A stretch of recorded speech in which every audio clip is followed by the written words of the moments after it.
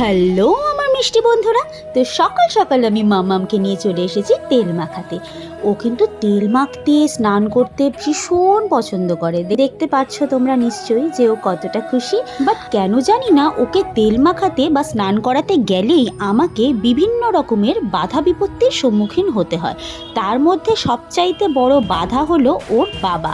দেখো কেমন হুমড়ি খেয়ে নাচ দেখছে।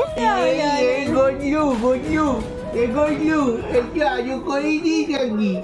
জড়িয়ে চড়ছি আজু করে দিই নাকি? একটু ইটুটি হাজু দিয়ে গজলু গজলু গজলু গজলু গজলু দেখো চটকনি গজলু গজলু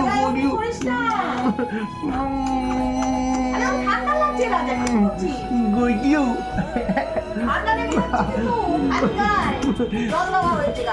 মোছানো হয়েছে না বই দাও।